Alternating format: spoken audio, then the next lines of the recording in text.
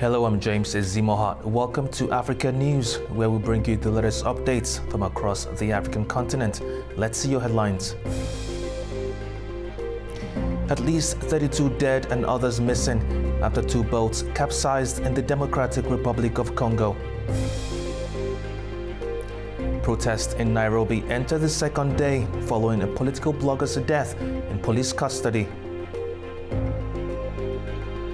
Unilever workers in Ivory Coast protest lack of layoff compensation guarantees.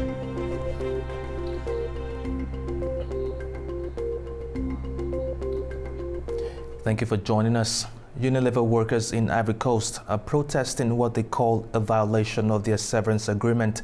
The company is selling its local units to a domestic investor, but has not guaranteed compensation if layoffs follow. Unilever says jobs won't be terminated, but employees argue they are being left out without security. Unilever is offloading its entire Ivory Coast operation, about 160 workers, to a local consortium led by distributor SDTM. But while the domestic brand business will transfer, the international brands, which generated most of the company's revenue, are being left out of the deal. Workers fear this partial handover could lead to job cuts and say Unilever is sidestepping its collective bargaining agreement. At the same time, at Unilever Europe, we have learned that during the sale of the ice cream business, Unilever was able to obtain a 3-year guarantee for its affected employees. We have no issue with this sale by Unilever, which is presented as a share sale, but in reality is a transfer of the company. However, we have rights at Unilever, both legal and contractual. Regarding the contractual rights, there is the so-called blue line compensation that must be paid to employees, and we are demanding, with all our strength and determination, that these rights be honored for the 160 employees. If nothing is done, these 160 employees could end up unemployed and out on the street. With the deal expected to close by June 20th, employees say they are pushing for legal clarity and protection from being quietly pushed out. At least 32 people have died and several others are missing after two boats capsized on a lake in the Democratic Republic of Congo's northwest province. Authorities say the wooden vessels were overloaded with people and goods. A rescue operation is underway. Our correspondent Chris Ocharimga has more. The boat sank on Lake Tumba in the northwest of the Democratic Republic of Congo on Wednesday night, but details of the deaths emerged on Thursday evening. Authorities in Bikoro town say 32 bodies have been recovered so far. Several other passengers are still missing. A search and rescue operation is ongoing to try and find them. But the rescuers complained about the lack of equipment to get the survivors. Authorities have attributed the accident to bad weather and overloading. Traveling by boat is the main mode of transport for many rural communities in the DRC due to the country's poor roads. But accidents are common. In April, more than 140 people died and 100 others were reported missing after a wooden boat capsized on the Congo River with 500 passengers on board. Congolese leaders have repeatedly warned boat owners against overloading and threatened to punish those violating safety standards, but their warnings have gone unheeded. Chris Sochamringa for A News in Kinshasa. The head of the United Nations peacekeeping mission in the Democratic Republic of Congo is in the rebel-held city of Goma to meet with the leaders of the M23 rebel group and discuss the protection of civilians. The M23 rebels captured the city of Goma earlier this year in an offensive that left more than 7,000 people dead and forced thousands of others to flee their homes. Our correspondent Chris Ocharimga has more. The United Nations chief in the Democratic Republic of Congo arrived in the rebel city of Goma to show her solidarity with the locals who've been living under the rule of the M23 rebels since January this year. Bintou Keita will meet with representatives of the rebels, UN peacekeepers and local organizations to discuss the protection of civilians. The city of Goma has recorded several cases of abductions of civilians since the M23 rebels took over its control. Many people suspected of being government soldiers have been arrested and tortured. The M23 rebels' offensive has strained relations between the DRC and Rwanda. Congolese officials accuse Rwanda of backing the rebels in order to plunder their minerals. But Rwanda has denied the charge and blamed the DRC of supporting a militia of Hutus who participated in the 1994 Rwandan genocide that targeted ethnic Tutsis. The United States is trying to broker a peace agreement between the two neighboring countries to end the war. Chris Ochamringa for A News in Kinshasa.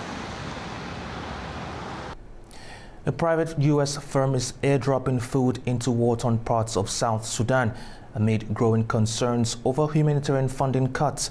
The South Sudanese government says it hired the company to fast-track aid, but critics argue the approach risks politicizing relief operations and weakening trust on the ground.